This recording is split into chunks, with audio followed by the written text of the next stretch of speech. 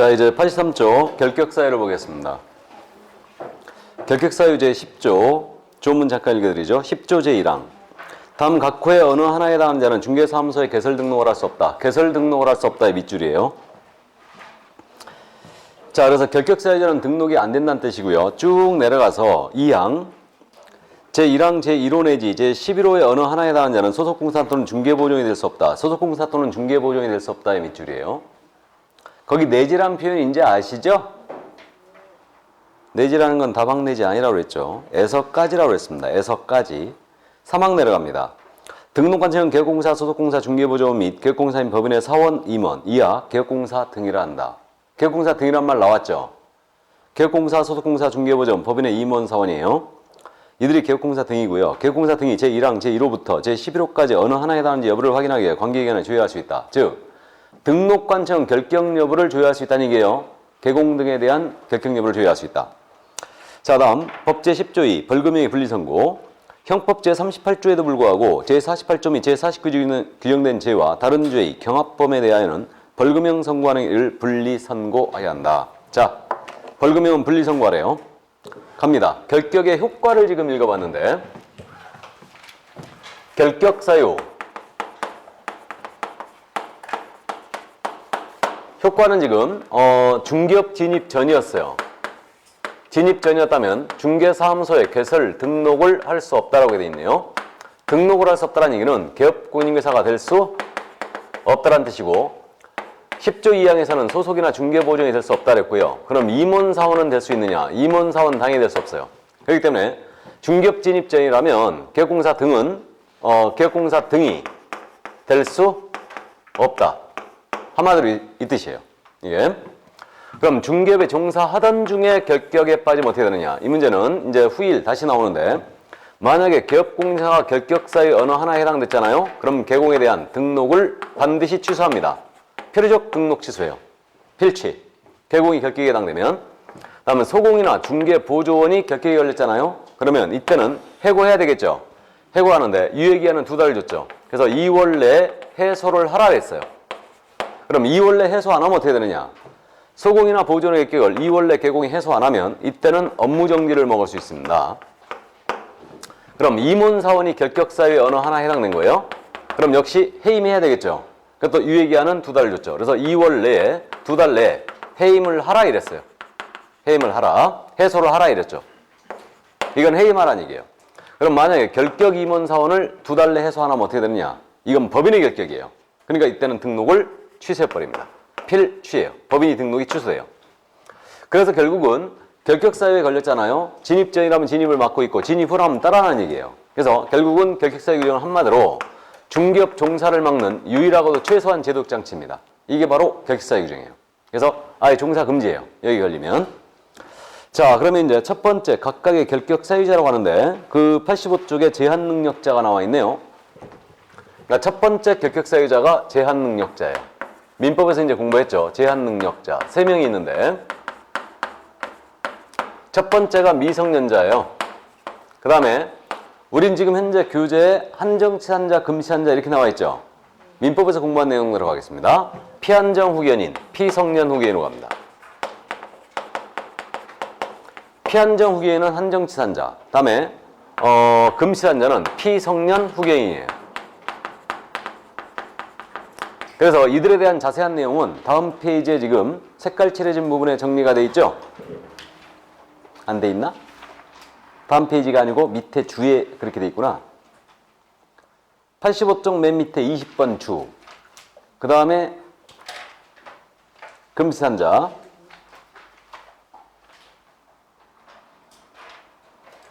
(21번에) 돼 있네요. 자, 그래서 어쨌든 민법 시간을 공부했기 때문에 큰 무리는 없을 걸로 보이고 미성년자는 만 몇 세 미만이에요? 만 19세 미만. 그럼 18세까지가 미성년자죠? 19세 되면 성년 되는 거예요. 그럼 미성년자로서 이자가 법정 대리인, 친권자의 동의를 받았습니다. 중개보증 근무 된다 안 된다? 안 된다. 인정 안 합니다. 그다음 미성년자가 혼인했어요. 그럼 민법상으로는 성년 의제하죠. 성년 간주합니다. 그럼 성년 의제된 미성년자거든요. 야, 중개보증으로 근무할 수 있어요 없어요? 없습니다. 그럼 미성년자가 결격사유에서 벗어나기 위해서는 어떻게 된다? 성년이 되는 수밖에 없다. 맞죠? 이게 유일하게 벗어난 방법입니다. 다음 피한정 후기에는 누구였냐면 질병, 장애, 노령이죠. 기타 정신적 제약으로 인하여 정신적 제약입니다. 사무처리 능력이 부족한 자로서 정신이 오락가락한 자예요. 부족한 자로서 가정으로부터 한정 후견 개시의 심판을 받은 자다. 심판받은 자예요. 따라서 정신적 제약으로 인하여 사무처리 능력이 부족한 자는 결격이 아닙니다. 그 심판받아야 됩니다. 맞죠? 그럼 이자가 결격사유에서 벗어나게 어떻게 되느냐? 피한정 후기는 여기 한정 후견 종료 심판을 법원으로부터 받았다. 그럼 즉시 벗어나게 돼요. 이렇게 됩니다. 다음 피성년 후견인. 야는 정신상태가 심각한 지경에 이른 자인데 질병, 장애, 노령, 기타 정신적 제약으로 인하여 사무처리 능력이 지속적으로 결여된 자죠. 그러니까 항상 정신이 나가 있는 자라고 했어요. 결여된 자로서 가정모로부터 성년 후견 개시의 심판을 받은 자를 말하죠. 이렇게 됩니다. 그러면 피성년 후견이 결격사유 벗어나기 위해서 어떻게 했느냐? 종료 심판을 받아야 되죠. 그러면 즉시 결격사유에서 벗어나게 됩니다. 그래서 이들은 형식적으로 결정함을 할 수 있습니다. 그래서 그 미성년자는 나이를 먹어야 되고요. 그 다음에 피한정 피성년 후견은 종료 심판을 받아야지 벗어나게 되는 거예요. 그래서 피한정 피성년 후견이 정신병원에 꾸준한 치료를 받아서 정신으로 회복했다 하더라도 이거 종료 심판이 안 되면 여전히 피한정 피성년 후견이 되는 겁니다. 그래서 형식적으로 결정하고 있어요. 그래서 이 세 사람 문제 없네요. 그 다음에 이제 여기 파산자가 있죠. 파산자는 경제적 능력자로서 결격인데 야는 채무자 회생 및 파산에 관한 법률이 있죠. 이 법에 따라 파산 선고를 받은 자를 파산자라 하죠. 파산 선고를 받은 자 이자고요. 그럼 이자가 결격사유에서 벗어나기 위해서는 복권이 돼야 됩니다. 이 복권이 권리가 회복된다는 뜻이죠. 그러니까 법원으로부터 복권 결정이 되거나 복권이 돼야 된다. 그래서 이거 로또 복권 아닙니다. 그래서 차 파산자가 로또 복권에 당첨이 되어 채무의 전부를 변제하고 금 10억이 남았다 하더라도 이거 복권이 안 되면 여전히 결격사유자입니다. 그래서 이렇게 돼 있고요. 엊그제 뭐 로또 1등 당첨이 20명이나 됐다면서요? 20명이나 돼갖고 7억씩 밖에 안 된다가 돼? 그래도 그거라도 됐으면 좋겠죠. 예. 자, 어쨌든 그래서 파산 선고자는 이제 파산자는 복권이 돼야 된다. 그럼 우리가 알고 있는 신용불량자입니다. 신용불량자는 결격이 아니에요? 아닙니다. 그 다음 개인회생이 있다고 그랬죠? 개인회생. 그래서 개인회생 절차 중에 있는 자예요. 결격이다 아니다? 아니다. 파산자여야 됩니다. 그래서 이제 개인회생하고 파산은 틀리다고 그랬죠? 개인회생은 이제 정기적인 수입이 있어야 되고 채무에 이제 85% 정도, 80%를 면제받고 5년을 기한으로 해서 급여의 50% 범위 내에서 이제 계속 갚아나가는 거예요. 그래서 개인회생은 법적으로는 경제적 무능력자가 아니에요. 그래서 정상적인 경제생활을 영위하는 게 가능하고요. 근데 이제 파산자는 경제적 무능력자입니다. 그래서 이제 결격사유자의 다른 전문 그 자격증들은 대부분 파산자를 결격사유자에서 빼고 있는데 우리는 여전히 지금 재산을 다루는 분야이기 때문에 파산자를 결격으로 잡고 있어요. 그래서 이자는 결격입니다. 이때 참고사항으로요. 이 파산자에 대해서 당연복권이라는 게 있거든요. 그 당연복권이 있는데 이 내용은 그 86쪽의 맨 밑에 주 22번에 후단 부분에 있어요. 이 내용이 있는데 참고 그냥 해둡니다. 자동방으로 복권돼 버리는 거예요. 그래서 이걸 당연복권이라고 부르는데 사기 파산이 아니었습니다. 사기 파산이라는 건 뭐냐면 재산을 빼돌리고 파산해 버리는 거예요. 사기 파산죄가 확정됨이 없이 파산 선고일로부터 10년 경과했잖아요. 그럼 자동 복권돼 버립니다. 10년 경과하면. 그 다음에 면책결정이라는 게 있어요. 법원으로부터 책임을 면한다는 뜻이죠, 이거. 면책결정이 확정되면 역시 파산을 면하게 됩니다. 그래서 복권이 되는 거예요. 이거는 면책이 되면. 그래서 그 파산 신청할 때요, 면책 신청을 같이 하죠. 그러니까 파산 때리면서 면책을 받아버리면 바로 복권 돼버리는 거예요, 그냥. 이게. 그래서 일단 그 정도 참고해 두시고요. 자, 그러면 이 네 사람에 대해서는 실수만 하면 그냥 우리가 맞춥니다. 그냥 맞추는데 여기서 지난주에 공부했던 응시 결격과의 관계를 같이 이해하고 있어야 돼요. 우린 시험을 못 보는 자를 말하죠, 이거. 시험을 못 보는 자가 몇 명이라고요? 2명. 자격 취소당하고 3년 경과되지 않은 자와 시험 부정행위자로서 5년이 경과되지 않은 자가 시험을 보죠. 그럼 이거 우리 법의 태도가 그거예요. 우리 자격증은 전문 자격증이니까 두 사람을 제외한 다 볼 수 있다는 얘기죠.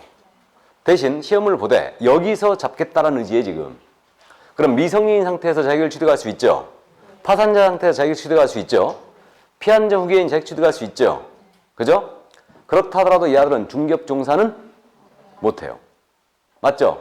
성년 돼야 되고 복권 내야 되고 종료심판 받아야 됩니다. 그래야 벗어나는 거예요. 따라서 미성년자는 공인중개사가 될 수 있으나 소속 공인중개사는 될 수 없다. OX. 오, 이거 바로 알아봐야 됩니다. 미성년자 공인중개사가 될 수 있다겠죠? 시험을 볼 수 있다. 자격 취득자가 공인중개사니까. 맞죠? 그러므로 시험 볼 수 있다. 그러나 소속공사나 중개보조이나 개업공사는 될 수 없어요. 임원사원 될 수 없죠? 맞습니다. 알아보셔야 돼요. 어려운 점이지만. 자, 그럼 4명 여기까지 문제가 없었습니다. 한정치산자, 금치산자가 누군지는 후일 마지막에 한번 언급을 하겠습니다. 이거 그래서 그 다음 순환 때 다루기로 하죠. 그럼 이제 수영자로 넘어갑니다. 87쪽. 거기 이거 OX 하고 갈까요? 86쪽에 OX가 있네. 피한정 후기에는 법정 대리인이 동의를 받아 중개보조로 종사할 수 있다. OX. X. 얘는 종료심판 받기 전에 절대 안 되죠. 예. 자, 그럼 이제 세 번째 덩어리로서 수형자로 들어가는데 한자가 지금 형을 받은 자들이란 뜻이죠. 이른바 전과자예요. 이걸 여러분들이 조금 어려워하신다고 그랬죠. 왜? 한 번도 갔다 온 적이 없으시기 때문에. 그래서 어려워한다고 그랬는데 첫 번째 수형자가 누구냐면 금고 이상의 실형의 선고를 받고 그 집행이 종료가 되거나 집행이 면제된 날로부터 3년이 경과되지 아니한 자. 그래서 금고 이상 실형받고 집행을 종료하더라도 3년 격격이요.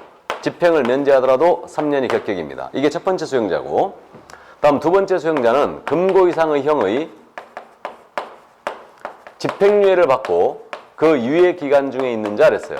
그럼 금고 이상의 형이 집행유예 받으면요, 유예 기간 동안은 결격입니다. 다음 세 번째, 이 법에 위반했어요. 이 법은 공인중개사법입니다. 공인중개사법에 위반하여 300만 원 이상의 벌금형의 선고를 받았잖아요. 그럼 3년 동안은 쉬셔야 됩니다. 그러니까 우리 법 위반 벌금 300만 원 이상 받으면 3년 결격이에요. 그래서 이 세 사람 수형자가 바로 이건데 시험에서는 집행유예하고 벌금을 무지하게 잘 물어봅니다. 아주. 자, 그럼 첫 번째 수형자 금고 이상 실형이라고 했는데 이 금고는 마을금고, 새마을금고 아니라고 그랬죠. 형법상 형의 일종이에요. 그래서 우리 형법의 기준으로 보면 형이 9가지가 나열되어 있는데 최상위형으로서 사형이 있고 그 다음 이제 징역형이 있고요. 금고형이 있고 자격상실형이 있고요. 자격정지형이 있고요. 그 다음에 벌금형, 구류형, 과료형, 몰수형 이렇게 9가지 형의 종류가 있네요. 위로 올라갈수록 세진다는 건 그냥 알아봤고요. 금고 이상의 실형을 했으니까 끊게 되면 여기서 끊어요. 이 위로 맞았잖아요. 바로 결격이에요. 그냥 바로 결격입니다. 근데 사형은 영원히 사회에서 격리시켰으므로 해당 사항 없다고 보고 있는데 사형 선고 확정됐어도 지금 사형 집행 바로 하는 거 아니죠. 대기수들이 50명이 넘었는데 지금 우리는 10년이 넘도록 사형 집행 안 하고 있습니다. 사형 받으면 결격 확실히 맞아요. 결격입니다. 그 다음 이제 징역금고, 그러니까 금고 이상의 실형을 받았다는 얘기는 결국은 징역금고형을 받았다. 이렇게 통상 얘기합니다. 그럼 징역금고를 받았잖아요. 바로 결격이에요. 바로 결격입니다. 자, 그럼 이제 제도에 대해 가볍게 말씀드리는데 징역형, 금고형, 구류형 있죠. 이 세 가지는 교도소에 부역한다는 똑같아요. 징역형은 교도소에서 일을 합니다. 금고형이 일을 안 합니다. 그래서 금고형이 징역형보다 낮은 형으로 돼 있어요. 그래서 정치범, 상사범, 사상범 이런 분들이 이제 금고를 많이 받아요. 근데 개인적으로는 금고형이 훨씬 무거운 형 같다고 그랬죠? 진짜 나쁜 놈은 사각방에다 딱 넣어놓고 아무것도 시키지 말아야 된다고 그랬어요? 그죠? 나올 때쯤 누구 돼 있다고요?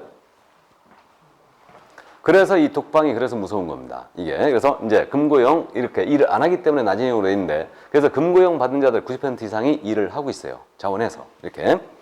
그 다음 이제 구류형은 징역금고에서 기간만 짧습니다. 그래서 하루 이상 29일까지가 이제 구류형이다. 그래서 그 말씀 드렸습니다. 우리가 어렸을 때 그 할머님들이 가끔 박스박네 큰아들이 닭설이 하다 그래갖고 3일 구리 살고 왔대. 구리가 구류예요.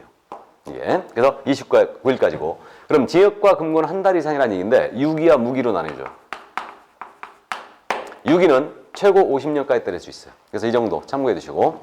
그 다음에 자격상실형은 사형이나 무기를 받았잖아요. 그럼 공무원이 되는 자격 같은 걸 영원히 상실시키는 제도고 자격정지형은 1년 이상 15년 이하의 기간 동안 자격을 일시 정지시키는 건데 이건 형입니다.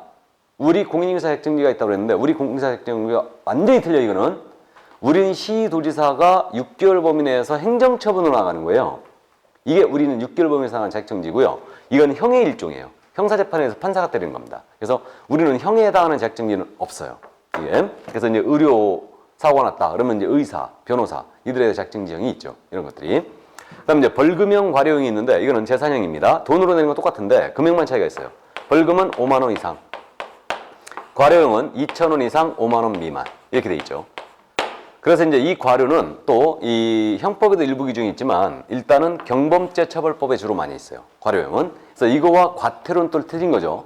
과태료는 행정관청에서 질서벌입니다. 그는 질서벌 일종으로 나가는 거고 과료는 형사재판에 의한 형의 일종이에요. 이거는. 그래서 차이가 있고요. 몰수, 범죄 제공된 물건을 국가가 소유권 취득 가능해요. 자, 그래서 이 정도 참고하시고 우리와 관계 있는 것은 징역근거뿐입니다. 그럼 징역근거형을 받았어요. 바로 결격입니다. 결격이고 집행을 종료했대요. 그럼 집행이란 말은 교도소에 보육하는 걸 얘기합니다. 그렇게 이해해야 돼요. 그럼 이걸 끝냈다는 얘기인데 그럼 3년 결격입니다. 해서 집행을 종료하는 사유가 뭐가 있느냐? 만기 석방, 만기 출소, 만기 출감이 있죠. 다 같은 말인데 그럼 만기 석방된 자는 몇 년이 결격이다? 3년이 결격이에요. 자, 역시 또 징역 3년을 연습합니다. 징역 3년을 선고받은 자 결격기간을 따져보면요. 1년, 2년, 3년. 보유하는 동안 결격이죠. 만기 출소했어요. 그럼 다시 3년 결격이에요. 그래서 징역 3년 받은 자는 총 결격기간이 6년이 됩니다. 일단 문제 없고 중간에 임시여로 석방받는 경우가 있다고 그랬죠. 이것이 가석방이에요. 이게 임시가짜예요. 그래서 가석방은 자기 형기의 3분의 1은 복역해야 됩니다. 무기 받은 자는 20년 살아야지만 무조건 가석방 될 수 있고요. 그럼 가석방 심사위원회를 열고 가석방을 결정하죠. 그럼 이제 사회로 복귀가 되고요. 얘는 잔형기 못 마치고 나오는 거예요. 형기를 다 못 마치고 나오는데 잔형기를 가석방 기간이라고 해요. 그래서 이 가석방 기간 동안 가석방 감독을 받고요.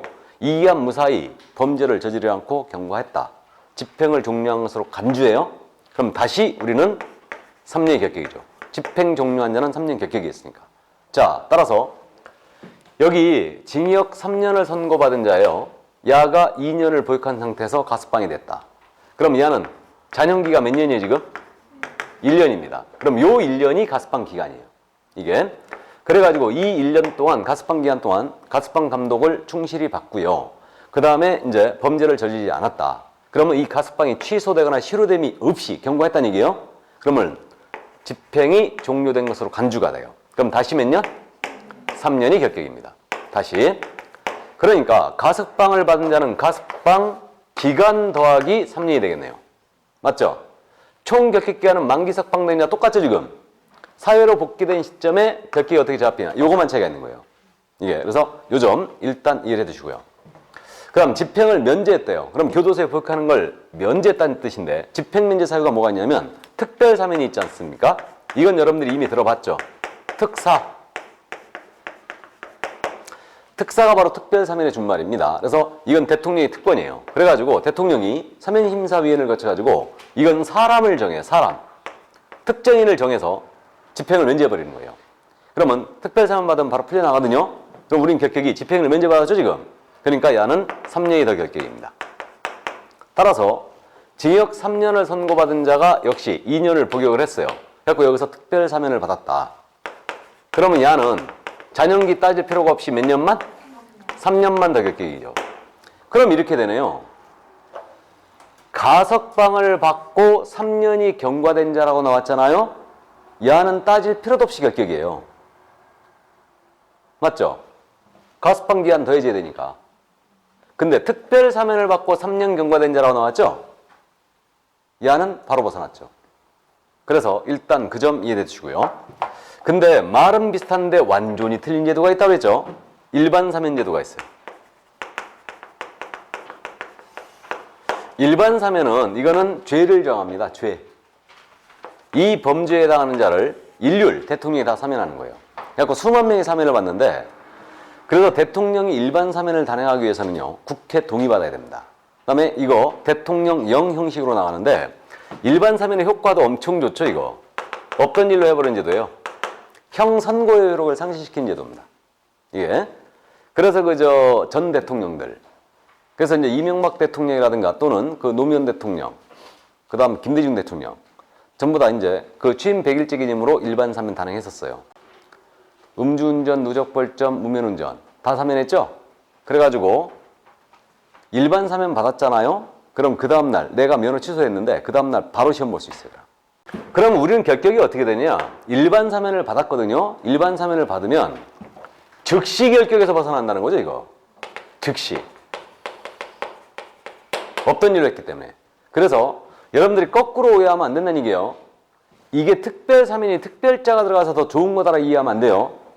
일반 사면이 훨씬 좋은 거예요. 특별 사면이나 가스방 자는 전과가 그대로 유지가 됩니다. 근데 일반 사면 받은 자는 없던 일을 해버리는 거예요. 예. 근데 일반 사면 있게 되면 운전면허 다 시험 보러 가는데 차 끌고 가면 돼요, 안 돼요? 안 됩니다. 경찰관이 앞에서 기다리고 있다고 그랬어요. 시험장 앞에서. 운전면허 시험 보러 오는데 차 끌고 오면 바로 그 자리에서 다시 또 이제 2년. 그렇게 됩니다. 이게.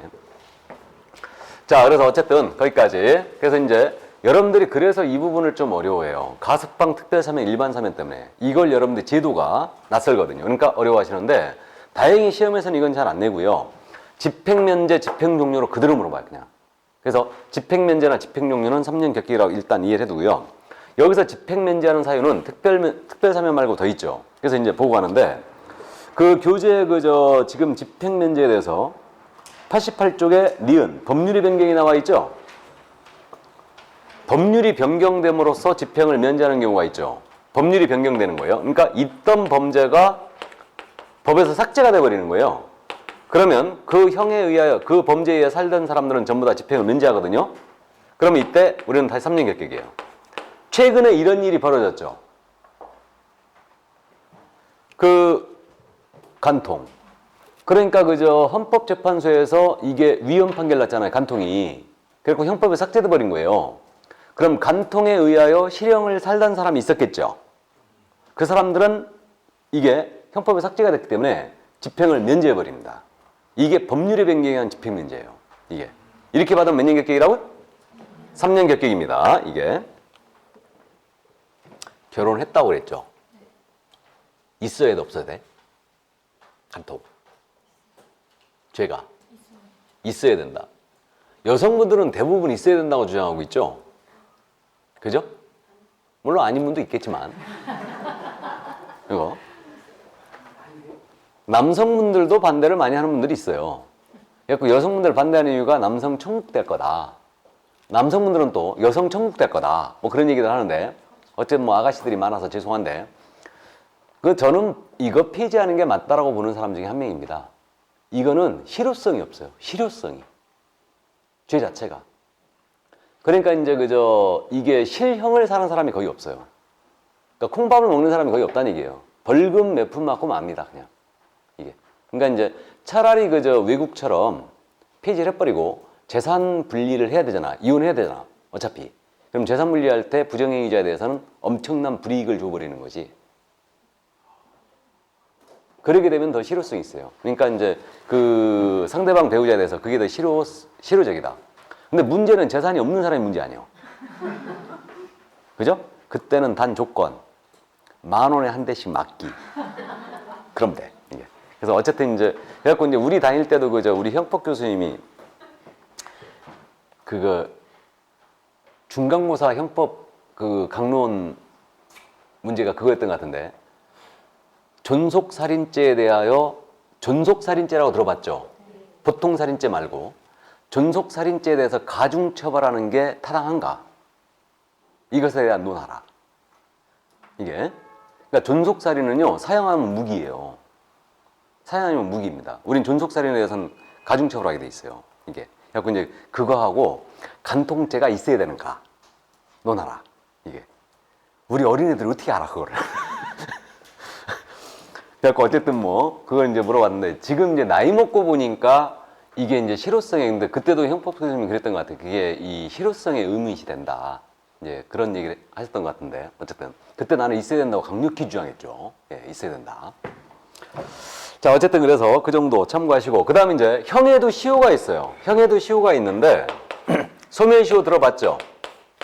그렇듯이요, 형도 일정 기간 동안 집행을 안 해버리면 시효로 더 이상 집행을 면제해버립니다. 이렇게 형 시효로 집행 면제받으면 역시 3년이 결격이 되는데, 그 사형이 확정이 됐잖아요. 사형이 확정이 됐는데 사형 집행을 30년 동안이나 안 한 게 아니고 못했어요. 그럼 못하게 되면은 이때는 시효라는 집행 면제합니다. 또 10년 이상의 유기징역을 받았는데 15년 동안 그 콩밥을 못 먹였잖아요. 그러면 집행을 못했다면 이때도 시효라는 집행 면제예요. 이게 형 시효로 인한 집행 면제인데, 그래서 이렇게 면제받으면 역시 3년 결격입니다. 참고해 두시고요. 자, 첫 번째 수용자가 이거였고요. 다음 이제 집행유예요. 그래서 집행유예인데 어차피 뭐 금고 이상은 의미가 없어요. 집행유예는 무조건 금고 이상의 형에 대해서만 있거든요. 집행유예는. 그럼 집행이란 말은 교도소에 보육하는 걸로 이해하시라고 그랬죠. 그리고 그럼 교도소에 보육하는 걸 유예시켰다는 얘기예요. 그럼 집행유예 받은 자는 풀려난다는 얘기죠. 바로 풀려나는 겁니다. 그래서 이건 이제 뭐 대기업 총수범죄다 그렇게 얘기를 많이 하는데 우리가 뉴스에서 많이 보고 있죠. 그래서 집행유예는 그런 제도입니다. 3년 이하의 징역이나 금고를 선고할 경우에 판사가 피고인의 정상을 참작해요. 범죄의 정황을 참작한다는 얘기예요. 참작해서 형을 일단 선고해요. 3년 이하의 징역이나 금고를 선고합니다. 그 다음에 선고한 형의 집행을 일정 기간 유예를 하는 거죠. 그래서 이 집행만 일단 유예를 하는데, 이 집행은 일단은 1년 이상 5년 이하의 기간 동안 유예시켜주고 이 유예한 기간을 무사히 경과했잖아요. 그러면 이때는 형 선고의 효력을 상실시킨 제도예요. 뭔 얘기냐면 우리가 그 뉴스에서 지금 피의자란 말은 많이 들어봤죠. 이제 피의자가 그럼 누군지 알죠. 그래서 이제 그 참고인, 용의자, 피의자, 그 다음에 피고인 이렇게 바뀌는데, 그러니까 검찰에 의하여 기소가 된 자, 이 자가 피고인입니다. 그러면 이 피고인에 대해 형을 선고합니다. 판사가 선고할 때는요, 모든 조항을 다 고려합니다. 남자인지 여자인지, 왜 범죄를 저질렀으며, 그 다음에 범죄를 계획적으로 했는지 우발적으로 했는지, 나아가 뭐 범죄 후에 피해자에 대해 어떤 태도를 취했는지 모든 정황을 고려했더니 3년 이하의 징역이나 금고를 선고할 경우가 됐는데, 야를 콩밥 먹여갖고 전과자 만들어버리면 영원히 사회 나오자가 될 것 같으니까 일단 반성임이 뚜렷함으로 선고를 해놔요. 형을 선고해놓고 선고한 형의 집행만 최고 5년 이하의 기간 동안 유예를 시키죠. 그러니까 유예 기간 딱 정해줘요. 그래갖고 이 유예 기간이 무사히 경과가 됐잖아요. 범죄를 저지르지 않고. 그러면 없던 일로 하는 제도입니다. 이게 집행유예예요. 그래서 예를 들면 선고가 이렇게 나온 거예요. 징역 2년에 집행유예 4년이 선고됐다. 그럼 이건 그 말이에요. 너 원래 징역 2년 콩밥을 먹여야 되겠지만 내가 이 콩밥 먹이는 걸 4년 동안은 유예하겠다. 이거. 그럼 나가서 사고치지 마라 이 뜻이죠 이거. 그래가지고 이 4년 동안 무사히 범죄를 저지르지 않고 경과했잖아요. 그럼 없던 일로 해버리죠. 없던 일로. 근데 만약에 이 기간 동안 고의에 의해서 금고 이상에 해당하는 범죄를 저질렀잖아요. 그럼 어떻게 되느냐. 이거 선고한 형 2년 있죠. 이거하고 새로운 범죄 있죠. 이거 합산해갖고 전부 다 집행해버립니다. 이게 집행유예제도예요. 그래서 결국은 그러면 이 기간 무사히 경과하면 없던 일로 했다고 그랬죠 지금. 이걸 명심해야 돼요. 그러니까 집행유예라는 것은 유예기간이 끝나게 되면 없던 일로 하더라. 그러니까 우리는 결격기간이 딱 뭐만 잡히는 거예요? 유예기간만 딱 잡히는 거예요. 이 케이스는 딱 4년이고요. 그러니까 여기다 플러스 3년을 하면 돼요, 안 돼요? 안 된다는 얘기예요. 없던 일로 했기 때문에. 둘이 더하기 6년에도 안 되는 겁니다. 예, 그래서 이게 바로 집행유예예요. 그래서 일단 이 점 명심을 해두시고요. 그래서 집행유예는 유예기간 동안만 결격이더라. 왜? 유예기간 지나면 없던 일로 했으니까. 그 점을 명심하시고. 근데 집행유예는 형 선고는 있었어요, 없었어요? 있었죠. 집행만 유예한 거죠. 근데 이 전 단계인 집행유예 전 단계인 선고유예라는 게 있어요. 선고유예. 그래서 이 선고유예는 말 그대로요. 판사가 선고, 형 선고 자체를 유예한 거예요. 이거는 그러니까 판사가 땅땅땅을 해야 되는데 땅땅땅 안 하고 들고 있는 거죠. 계속. 몇 년 들고 있냐면 2년 들고 있어요. 그래서 선고유예라는 것은 경미한 범죄죠. 1년 이하의 징역 또는 금고, 자격정지, 벌금형 선고할 경우에 개전 예정이 뚜렷한 초범에 대해서만 나갈 수 있어요. 전과가 있으면 절대 선고유예 못 나갑니다. 그래서 이렇게 되고요. 그 유예기간 2년 1일조로 지나는데 2년 지나게 되면 없던 일로 해버린 제도예요. 그래서 전에는 선고유예가 결격이었거든요. 이거. 근데 현재는 선고유예는 결격이 아니라는 거. 이걸 기억해야 돼요. 그래서 집행유예는 유예기간 동안 결격인데 선고유예는 결격이다 아니다? 아니다. 이해해두세요. 이해해두세요. 그래서 이제 그 점 이해해 두시고요. 자, 그 다음에 이제 여기 집행유예 기간은 통상적으로 이 형의 2배 정도가 길어요. 그래서 뭐 징역 1년에 집행유예 2년 또는 3년, 징역 2년에 집행유예 4년 또는 5년, 징역 3년에 집행유예 5년 이런 식으로 나갑니다. 그래서 이렇게 나오고 통상 집행유예 나갈 때는 이제 사회봉사명령이 같이 나가고 있고요. 연예인들은 여러분들 뉴스 가끔가다 들어보면 연예인들이 뭐 걸리게 되면요. 집행유예 때리면서 사회봉사명령 외에도 수강명령 같이 떨어지는 경우가 많아요. 연예인들은. 가서 정신교육 받아라 이 얘기예요. 그래서 일단 이게 바로 집행유예다. 이 정도 이해하시고. 자, 그다음 이제 수용자 마지막으로 이 법이죠. 지금 벌금형 선고받은 자인데 이 법에 위반해서 이건 공인사법이죠. 이 법에 위반하여 벌금 300만 원 이상 받은 거예요. 이거 그럼 몇 년 격격이다? 3년이 격격입니다. 그래서 주의할 점이요. 벌금형에 대해서는 우리 법 위반이 된다는 거죠. 이거. 그러면 형법을 위반했거나 도로교통법을 위반했어요. 결격이 아니란 얘기예요. 벌금이. 그래서 벌금형에 대한 우리 법이라는 걸 주의해야 되고 따라서 폭행으로 벌금을 냈다든가 또는 음주운전하다 벌금 냈습니다. 이거 결격이다 아니다? 아닙니다. 이것도 우리 법 위반일지라도 300만 원 이상 돼야 되죠. 이거. 이렇게 되고 그 다음에 이렇게 받으면 3년 결격이다. 이게. 그래서 우리가 실무적으로 보수초과 같은 게 많이 걸린다고 그랬죠. 이때 300만 원 이상 떨어질 것 같으면 싹싹 비르셔야 됩니다. 그래야지만 결격 3년 빠져나갈 수 있어요. 그래서 이제 그 정도. 그래서 우리 법 위반 벌금 300만 원 이상이 결격이다. 그래서 이제 그 점 명심해 두시고. 그래서 이 집행유예하고 벌금을요 엄청 잘 물어봐요. 이거를. 이게. 그럼 여기서 잠시 변호사법을 위반했거든요. 변호사법 위반으로 징역 1년을 선고받았어요. 야, 결격입니까? 아닙니까? 예? 결격이죠. 착각하시면 안 돼요. 징역, 금고, 집행유예요. 이건 법을 따져야 안 따져요? 안 따집니다. 받으면 바로 결격이 이거. 착각하시면 안 돼요. 벌금형에 대하여만 우리 법이에요. 이해하셨죠? 그래서 그 점 명심해 두시고. 그래서 이제 변호사법 위반 징역 1년 받으면 야는 총 몇 년 결격? 4년이 결격이죠. 1년 복용하는 동안 결격, 3년 다시 결격이죠. 그러니까 총 4년이 결격에 빠지게 됩니다. 그래서 이 점 이해해 두시고. 자, 나머지 이제 벌금형에 대해서 아까 분리선고란 말 나와 있었죠? 분리선고. 이 점에 대해 잠깐 짚어드립니다. 그 분리선고에 대한 부분은 지금 현재 90조 동그라미 3번에 있네요. 맨 밑에. 자, 그럼 이거 뭔 얘기냐면 이 얘기예요. 경합범이란 말이 나왔었는데 말이 참 어렵습니다. 경합범. 간단하게 얘기하면 이거예요. 개업공사가 말이에요. 사기를 쳤어요. 그럼 사기는 형법상의 범죄죠. 이거. 그럼 형법상의 범죄는 이거 사기죄인데 사기죄가 10년 이하의 징역 또는 2천만 원 이하의 벌금에 처한다. 이렇게 돼 있을 거예요. 사기가. 근데 이 개공이 보수 초과도 한 거예요, 이거. 이건 우리 법 위반이죠. 그래갖고 우리 법 위반은 이 보수 초과는 1년 이하의 적 또는 1천만 원의 벌금 처하는 사유거든요. 그래서 한 사람이 2개 이상의 범죄를 저질렀는데 이때 동시에 재판한다. 이것에 대하여. 2개의 범죄에 대하여. 그러면 이걸 경합범이라고 해요. 그러니까 간단하게 한 사람이 여러 개의 범죄를 저지른 거죠. 그래갖고 이걸 동시에 재판할 때 이것을 경합범이라고 합니다. 그럼 경합범에 대하여 우리 형법은 처벌할 때 어떻게 처벌하라고 그랬냐면 가장 중한 죄의 2분의 1까지 가중 처벌한다 이렇게 돼 있어요. 가장 중한 죄의 2분의 1까지 가중 처벌한다. 그러면 이거 10년이 더 세죠 지금. 이거 2천만 원이 더 세죠. 그럼 2분의 1이면 15년. 이거 3천만 원이죠. 여기까지 가중할 수 있어요. 단 합친 것을 초과할 수는 없다고 그랬어요. 그럼 이건 최고는 징역 때린 다음에 11년이죠. 그 다음에 이제 3천만 원이 되는데 그럼 만약에 판사가 이 경합범에 대하여 이제 처벌하는데 선고를 할 때 벌금으로 선고하는 거예요, 지금.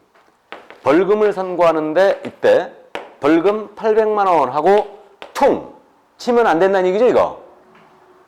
사기로 얼마이고 보수초과로 얼마인지 구분하라는 얘기예요. 우린 300만 원 이상 벌금이 결격이니까 우리 법 위반. 이해되세요? 그래서 경합범에 대하여 판사는 벌금형 선고 시에는 이를 분리 선고해야 된다. 그러니까 예를 들어 뭐 사기는 600, 그 다음에 보수초과는 200 이런 식으로. 이해되십니까? 그럼 이 케이스에서는 얘는 결격 아니죠, 그럼? 결격 아닙니다. 우리 보수초과로 200밖에 안 받았으니까. 이해되시죠? 그래서 이제 그렇게 이해해 두시고 그래서 경합범에서는 분리선고라는 얘기고 문제는 그 위에 벌금의 분리선고란 말 바로 위에 색깔 칠해진 판례 사례가 있죠. 이 판례를 이제 이해해 두시는데 우리 일순환 하신 분은 들어봤거든요. 양벌 규정이라는 걸 들어봤어요. 우리 보고 싶죠. 그럼 양벌 규정은 그거예요. 양쪽을 다 벌한다는 뜻 아니에요, 이거. 그럼 이게 그겁니다. 개업공사가 고용한 소속 공인인계사, 중개보조원, 법인의 임원사원입니다. 이들이 중개 업무를 수행하다가 중개업무 관련성 꼭 있어야 됩니다. 중개업무 수행하다가 징역이나 벌금에 처하는 위반 행위를 해버린 거예요. 그럼 이들은 당연히 징역 벌금으로 처벌됩니다. 이때 이들을 고용한 우리 개업공사 있죠? 개업공사도 처벌해요. 그래서 양벌을 하는 건데 이 개업공사에 대해서는 그 위반 행위에 규정된 벌금형으로 처벌한다 이렇게 돼 있어요. 개공은. 그래서 소공이나 보조원, 임원사원이 만약에 징역벌금 위반행위 해버리면 개공은 벌금으로 처벌돼요. 그 위반에 규정된. 단 해당 업무에 관하여 주의와 감독을 다했을 때는 그러하지 아니하다. 개공이 감독을 철저히 했음을 증명했다. 그럼 이때는 이 벌금을 면합니다. 이렇게 되는데 그럼 예를 들어서 우리 소속공사가 말이에요. 보수초과행위로 1년 이하의 징역 또는 1,000만 원의 벌금에 처하는 보수초과를 한 거예요. 그럼 이건 1-1이죠 지금. 그럼 개공은 얼마 이하 벌금이란 얘기예요? 1,000만 원 이하 벌금이란 얘기예요. 만약에 중개보조원이 3년 이하의 징역 또는 3,000만 원 이하의 벌금에 처하는 위반행위 했어요. 그러면 개공은 얼마 이하 벌금? 3,000만 원 이하 벌금이란 뜻이에요. 이해되십니까? 그럼 만약에 개업공사가 양벌 규정이 적용된 거예요. 양벌 규정이 적용돼서 만약에 이거 300만 원 이상의 벌금을 받아버린 거예요.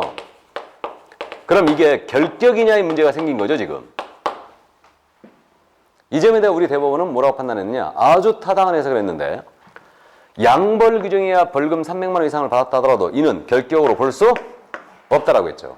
따라서 이 법에 위반한 300만 원 이상 벌금을 받았다는 것은 자신의 행위로 300만 원 이상 받았다는 것이지 양벌 규정에 의해서 받았다는 것은 해당 사항이 없다는 얘기예요. 기억해 두세요. 양벌 규정에 의해 300만 원 이상 개공이 받았어요. 벌금. 그래도 이는 결격이다 아니다? 아니란 얘기입니다. 그 점 이제 기억을 해 두시고요. 이게. 자, 그럼 이제 마지막 결격자로서 행정처분을 받은 자 등이 나오네요. 자, 그래서 이제 행정관청으로부터 제재를 받은 자들인데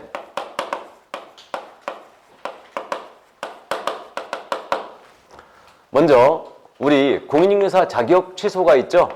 자격증 대회했다 걸렸다. 그럼 취소합니다. 그럼 야는 3년 동안이 결격이에요.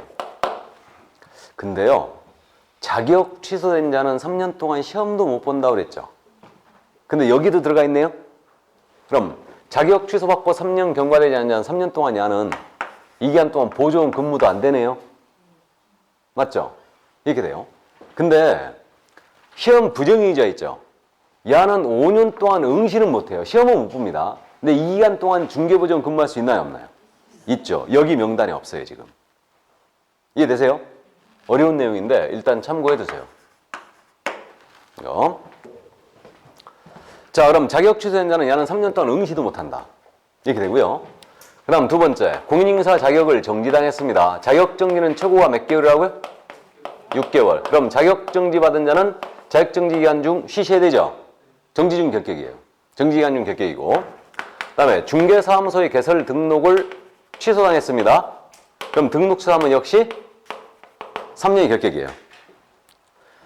자격 취소와 등록 취소는 분명히 틀리다고 그랬습니다. 이거. 자, 그 다음 이제 업무 정지를 받고 폐업할 수 있다고 그랬죠. 폐업에 불구하고 업무 정지 기간은 진행됩니다. 그렇다 하더라도 업무 정지 기간 동안은 이거 결격이라고 그랬죠. 이건 아까 설명했어요. 업무 정지 먹고 폐업할 수 있다고 그랬어요. 그 기간 중에 등록할 수 없다고 그랬죠. 왜? 결격이니까. 소공이나 보조원, 임원사원 다 될 수 없습니다. 이게 되고. 그다음 마지막으로 법인이 업무 정지를 먹었어요. 이때 이 업무 정지 사유가 발생할 당시에 임원사원이었던 자 있죠? 이들은 이 법인의 업무 정지 기간 동안은 결격입니다. 자, 그러면 문제 없네요. 취소받으면 몇 년 결격이라고요? 3년. 정지받으면 정지 중 결격이라 이해하면 되겠네요. 법인이 업무 정지 먹어버리면 누가 결격이라고요? 임원사원이 정지 중 결격이에요. 이렇게 되는데 이때 이제 이걸 기억하고 계시는 분은 이제 사유 발생 당시에 임원사원이라는 걸 기억을 해두세요. 사유 발생 당시에 임원사원이 격격에 빠지는 거예요. 그러니까 업무정지 위반할 당시, 업무정지에 해당하는 위반행위 당시에 재직하고 있었던 임원사원이 격격에 빠집니다. 업무정지 처분 당시가 아니에요. 업무정지 위반행위 당시, 사유 발생 당시 임원사원이 빠진 겁니다. 그래서 5번만 잠깐 부연 설명합니다. 나머지는 이해되셨죠? 취소받으면 몇 년이라고요? 3년. 정지받으면 정지 중이라고 기억합니다. 자, 그럼 5번만 부연 설명하는데 바로 이 얘기예요. 이게 A 법인인데 A 법인이 업무정지 4개월 받았어요. 근데 이때 임원 갑이 계시는데 이 임원이 이 업무정지 위반할 당시, 업무정지에 해당하는 그 행위를 할 당시에 재직하고 있었던 임원이었어요. 4개월 동안 쉬게 되니까 임원이 나 임원 그만할래 하고 사임을 한 거예요. 사임을 안 하면 이중소득에 걸리기 때문에 어차피 딴 데 가서 종사 못하죠. 그러니까 이중소득을 풀었어요. 그렇다 하더라도 이 임원인자는 이 업무정지 기간 동안은 다른 데 가서 종사할 수 있다 없다? 없다는 얘기예요. 업무 효과 그대로 임원에게 미치고 있습니다 지금. 근데 직원, 중개보조원 을이에요. 이 법인의 보조원인 을. 소공도 마찬가지인데 직원인자예요. 법인이 업무유예 4개월 먹었어요. 4개월 쉬게 됩니다. 그러니까 이 보조원이 나 그만할래. 그런 거예요. 이중소 풀었죠. 이거 사직을 해버렸어요. 정지 중이라도 즉시 다른 데 가서 이자는 종사할 수 있다 없다? 있다. 업무정지 효과가 직원인자에게 미쳐요 안 미쳐요? 안 미칩니다. 이해되시죠? 그러니까 우리 법이 임원인자와 직원인자를 이거 여기서 확실히 구분하고 있어요 지금. 여기서. 그러니까 지금 아까 서두에 말씀드리길 소공이나 보조원인, 직원인자 격격사유에 해당됐어요. 이 원래 해소해 주라고 그랬죠? 그죠? 이 원래 해소하라고 그랬는데 해소 안 하면 어떻게 된다고요? 업무정지일 뿐이에요 그냥. 근데 임원 사원인자 격격에 해당됐잖아요? 이 원래 해소 법인이 안 했다. 그럼 이건 법인의 격격이에요. 그러니까 등록을 취소해버립니다 그냥. 이해되시죠? 그리고 법인이 만약에 업무정지 먹어버리면 그 사유 발생 당시에 임원 사원인자는 그대로 정지기간 중 격격입니다. 근데 직원인자에게는 미치지 않아요. 감 잡았죠? 그리고 이 12명 중에 단 한 명이라도, 격격자 중에 단 한 명이라도 만약에 법인의 임원사원으로 돼 있다. 그러면 그 법인 자체가 격격이기 때문에 등록을 수리 안 하는 거예요. 그러니까 임원사원 전체가 격격사유에 해당이 안 돼 있어야 됩니다. 이게. 그래서 이렇게 되고요. 그래서 이제 기억을 덩어리로 나눠서 하시라고 했죠? 제한능력자 3명, 파산자 1명, 수용자 3명, 그 다음에 행정처분 받은 자 5명이 있어요. 그래서 이게 바로 격격사유 규정이고 이것은 무조건 냅니다. 무조건 내기 때문에 꼭 기억을 해두시고 여러분들이 조금 어려워하는 부분인데 다른 건 뭐 별로 어려운 점이 없는데 진짜 어려운 내용은 안 했어요 지금. 다음 수능 때 하려고. 그래서 원래 이 등록 취소 뒤에는 아주 헷갈리는 내용이 숨겨져 있습니다 이거.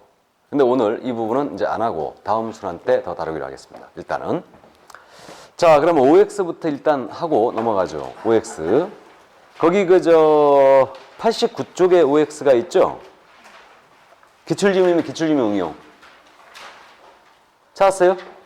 해볼까요? 사기죄로 징역 2년형을 선고받고 그 형의 집행이 3년간 유예된 경우 그 유예기한이 종료된 공인중개사는 중개사무소에 개설등록을 할 수 있다. OX 지금 사기로 징역 2년 받았죠? 그 다음에 그 집행이 지금 3년 유예됐죠? 그러면 그 유예기한이 종료된 공인중개사입니다. 유예기한이 종료됐다고 그랬죠? 등록할 수 있다 없다? 있다. 이거 27회로 돼 있죠? 작년 문제 아니에요 이거. 맞죠? 그러니까 작년 문제는 결격을 다른 내용과 엮어서 같이 물어봤어요. 그래갖고 제가 27회를 안 싣고 이 교재는 안 싣고 잘라가지고 OX로 넣는 거예요 지금 이게. 근데 이게 출제자가 조금 그랬죠. 징역 2년에 집행유예 3년은 이렇게 안 나가요.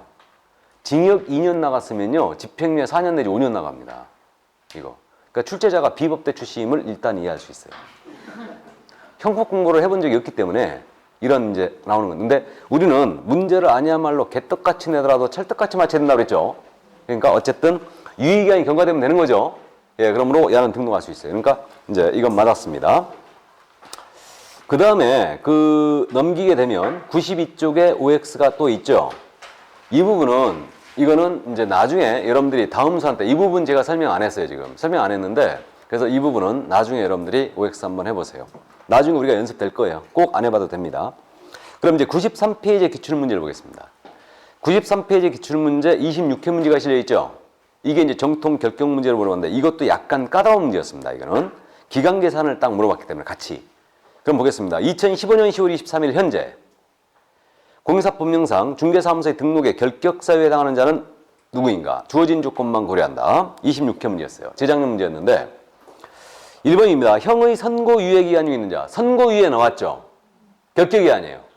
아닙니다. 결격이 아니고 2번 2009년 4월 15일 파산 선고를 받고 2015년 4월 15일 복권됐다고 그랬죠? 복권됐죠? 그러면 4월 15일 날 복권됐으니까 벗어났네요 지금. 그 다음 3번 도로교통법 위반하여 2012년 11월 15일 벌금 500만 원 선고받는다. 자, 도로교통법 밑줄 벌금에 밑줄을 그으면 결격이다 아니다? 결격 아니에요 아예. 얘는 처음부터 아닙니다. 타법 위반이죠 지금. 그 다음에 4번 거짓으로 중개사무소에 등록을 하여 2012년 11월 15일 개설등록이 취소된다. 자, 2012년 11월 15일 등록 취소했어요. 등록 취소 몇 년 결격이에요? 3년. 그럼 플러스 3년 하면 2015년 11월 15일 날 벗어나죠? 맞아요? 그러면 현재 2015년 10월 23일 현재 결격이 아니에요. 결격이죠. 4번 정답. 5번 지문. 2015년 4월 15일 공사자에게 정지처분을 받은 자. 자, 지금 4월 15일 날 자격정지 먹었죠? 자격정지 최고 몇 개월이라고요? 6개월. 플러스 하면 10월 15일 날 벗어났나요? 벗어났어요. 그러니까 10월 23일 현재 결격 아니죠? 정답 4번이었습니다. 결격 문제 중에는 기간과 엮어서 같이 물었기 때문에 상당히 난이도가 있는 문제였어요. 이거는. 그래서 26회 때 문제를 그래서 일부러 쉬는 겁니다. 이거는. 자, 그럼 오늘 할 거 다 했나요? 그래서 오늘은 이제 사무소 연구예요. 그럼 다음 주에는 사무소 운영에 대한 부분이죠. 그래서 이제 사무소 운영에 대한 부분을 다음 주에 이제 하게 될 겁니다. 그럼 오늘의 유인물 볼까요?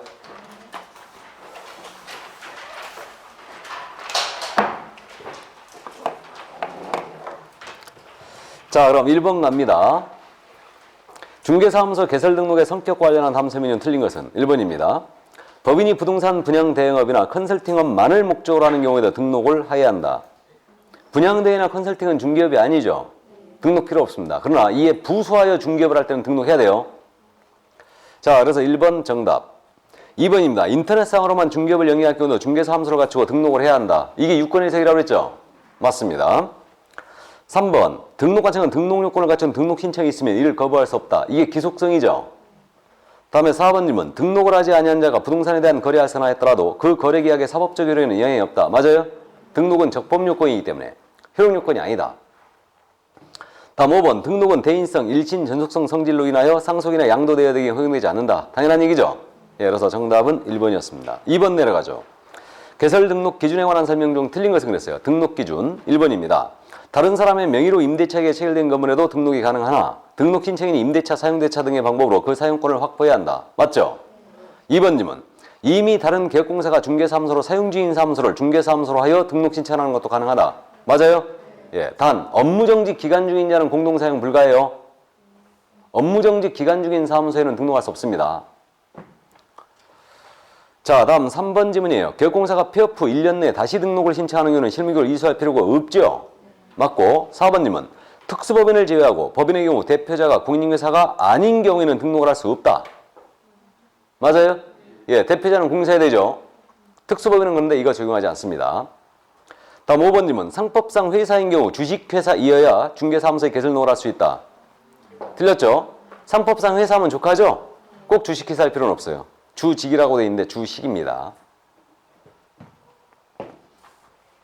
유한회사든 합자회사든 뭐 상관없죠. 그러므로 틀렸어요. 정답 5번. 그럼 3번 문제는 등록 기준에 대해서 응용된 문제인데 다음 등록을 신청한 자 중 등록이 가능한 경우는 누구이냐?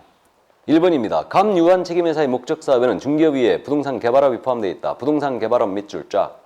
이건 법인의 겸업에 들어가야 안 들어가요? 안 들어갑니다. 등록 불가. 개발에 관한 상담까지만 가능하죠. 2번 질문. 을법에는 자본금이 3천만 원인 유한회사이다. 자본금 얼마 이상이 돼요? 5천만 원 이상. 등록 불가. 3번. 병주식회사는 대표자를 제외한 임원 6명 중 2인이 공인사이고 나머지 4인은 공인사가 아닌 자이다. 등록할 수 있나요? 있죠. 3분의 1만 공인사하면 되죠. 그러니까 2명이 공인사하면 상관없습니다. 그래서 3번 병, 법인 등록 가능. 그래서 3번 정답이고 4번입니다. 전공인인사는 개업공사 A의 소속공사로서 겸업을 하고자 등록을 신청하였다. 소공사 등록 신청할 수 있어요, 없어요? 없다겠죠? 그러므로 불가. 이중속 금지이기 때문에. 5번 무법인은 주식회사로서 감사가 집행유예 기간 중에 있는 자다. 감사는 임원 맞죠? 그럼 임원인자가 집행유예 기간 중에 있죠 지금? 격격이에요 그럼 법인이 격격이므로 등록할 수 없습니다. 격격자가 임원으로 있는 법인은 격격이에요. 그러니까 등록 불가. 그래서 정답 3번이었어요. 자 4번 문제 넘어가죠. 다음 중 다른 법률 규정에 의해 중개업을 할 수 있는 법인에 대한 설명으로 옳은 것은 자 이 문제는 문제를 제대로 봤어야 됩니다. 특수법인에 대한 문제죠 이거. 다른 법률에 의해 중개업을 할 수 있는 법인 이걸 한 문장으로 읽어야 돼요. 특수법인에 대한 문제입니다. 1번 대표자를 제외하고 임원의 3분의 1 이상은 공인인사해야 한다. OX X 등록 기준 배제한다고 그랬죠. 2번 지문 자본금 5천만 원 이상이 한다. 배제한다고 그랬죠. X 3번 분삼 설치할 수 없다. 있어요 없어요? 있지요. 그래 틀렸고 단 책임자는 공인인사가 아니어도 되죠. 맞죠? 다음에 4번 지역농협은 중개 업무를 개시하기 전에 1,000만 원 이상의 업무 보증을 설정하여 등록과정에 신고해야 한다. 맞았죠? 맞습니다. 그 지역농협은 등록 필요하다고요? 필요 없다고요? 필요 없다고 그랬죠? 그러나 보증 설정 신고는 해야 합니다. 업무 개시까지 그래야 등록증 줘요. 1,000만 원 이상. 맞습니다. 5번 질문. 임원은 등록 신청일 전 1년 내에 실시하는 실명을 이수해야 한다. OX X 이 문제를요. 이 문제를 제대로 설문을 안 읽었잖아요. 특수범임을 간파 못했다면 3번하고 4번하고 3번을 제외하고 1, 2, 4, 5번 갖고 엄청 고민했겠죠. 그냥 법인의 요건으로 읽어버렸으면 뭔 말인지 이해되세요? 조심해야 됩니다 이거. 그러니까 이게 유인물이 이게 내가 다시 한번 검토를 해봐야 되겠는데 이거 이 문제들을 유인물로 문제가 나가면요 인터넷상으로 이게 올라가잖아요. 그러니까 아니할 말로 기나 소나 다 베껴 문제를 베낀다고요. 그럼 문제를 도둑 맞는다고 그래. 근데 문제 도둑 맞으면 엄청 불쾌한데 어쨌든 이게 좋습니다. 5번 넘어갑니다. 다음은 중개사무소의 등록 관련한 설명이다. 옳은 것은 그랬는데 1번입니다. 등록 신청은 신청인의 주소지거나 시군 구청장이 해야 한다. 신청인의 주소지 떴죠? 무조건 X예요. 사무소 소재지. 2번 등록을 신청하는 공인인사는 그의 공사증 서본을 신청서에 첨부해야 한다. OX X 직접 확인하기 때문에 이게 첨부하지 않는다고 그랬죠. 다음 3번 등록과정은 적법한 등록 신청에 대한 등록 신청일로부터 10일 내 서면으로 등록을 통지한다. 10일이 아니고 7일. 7일이죠. 전형적인 지문. 4번 등록관청은 등록증을 교부하는 때는 보증 설정 여부를 확인해야 한다. 맞았네요? 예, 보증 설정 사항만 확인하고 지체 없이 나갑니다. 인장 등록 여부 체크하는 거 아니라고 그랬어요. 5번 지문. 등록을 신청하는 자는 중개행에 사용할 인장을 등록 신청과 함께 신고해야 한다. 어디가 틀렸어요? 하야 한다가 틀렸어요. 할 수 있다. 6번 내려갑니다. 등록 관련한 설명으로 틀린 것은 1번입니다. 개공사가 사망한 때는 등록 취소 처분이 없어도 등록 기록이 소멸된다. 맞아요. 이거 사망해서는 필요적 등록 취소의 첫 번째 사유라고 그랬죠. 그런데 등록 취소를 기다리지 않고 바로 사망해서는 즉시 실효합니다. 이는 자, 그래서 1번 질문 맞고요. 2번입니다. 2번입니다. 개업공사가 다른 사람에게 자기의 성명 또는 상호를 사용하여 중개 업무를 하게 한 경우는 업무정지 처분을 받을 수 있다. 이런 식의 지문을 잘 내는데 시험에서 이건 조금 좀 어려운 지문인데 이거 상호 사용하여 중개 업무 하겠다. 이거 대여죠? 필취예요. 업무정지 때릴 수 없습니다. 등록을 취소해야 한다 이렇게 나와야 돼요. 등록을 취소해야 한다. 업무정지 처분할 수 있다가 틀렸어요. 등록을 취소해야 한다. 나중에 이제 암기사항들 암기가 되면 필요적 등록 취소사들 암기가 되면 이건 쉽게 잡아내요. 2번 그럼 정답이란 얘기죠? 정답입니다. 3번 개업공사는 다른 개업공사의 소속공사가 될 수 없다. 맞죠? 이중속 금지. 그래서 이중속의 소공이 개업공사가 걸리게 되면 필취의 1-1입니다. 4번 무등록 중개업자가 의뢰인과 체결한 중개보수지급약정은 무효이다. 맞죠? 무등록업자가 의뢰인과 체결한 보수약정 무효라고 했어요. 전부 무효입니다. 이거. 5번 이 이상의 중개사무소에 개설 등록을 한 자에 대해서는 이중등록이죠. 1년 이하 적 또는 1,000만 원의 벌금에 처한다. 맞죠? 이중자에 걸리면 1-1. 자, 그럼 7번 이제 등록의 결격사유에 해당한 자는 그랬습니다. 결격입니다. 1번 파산 선고 받았으나 복권된 자. 복권됐죠? 벗어났고. 2번 징역 1년 이후에 집행유예 3년을 선고받고 3년이 경과된 자. 집행유예 3년이죠? 3년 경과했죠? 벗어났어요. 다음 4번 형법 위반으로 징역 2년을 선고받아 1년 무효고 가석방되어 3년이 경과된 자. 가석방 밑줄, 3년이 경과 밑줄. 벗어났어요? 못 벗어났어요? 못 벗어났죠. 가석방 받고 3년 경과된 자는 무조건 못 벗어났어요. 가석방 기간 지나야 되죠? 야는 이 사례에서는 지금 몇 년 더 지나야 돼? 1년 더 지나야 됩니다. 맞죠? 가석방 기간 1년이니까. 그래서 얘는 총 4년 지나야 됩니다, 지금. 그래서 3번 정답, 결격입니다. 4번 공사자격 취소는 3년이 경과된 자. 자격 취소는 3년이죠? 벗어났어요. 5번 질문. 폭행 밑줄, 벌금 300만 원 밑줄. 폭행 벌금 결격이 아니에요? 아닙니다. 그 정답 3번이었어요. 풀만해요? 금방 들었는데도 이게 문제가 좀 어렵죠? 어렵습니다, 이거. 문제가. 고생 많으셨고요. 다음 주에 건강하도록 하겠습니다. 수고하셨습니다.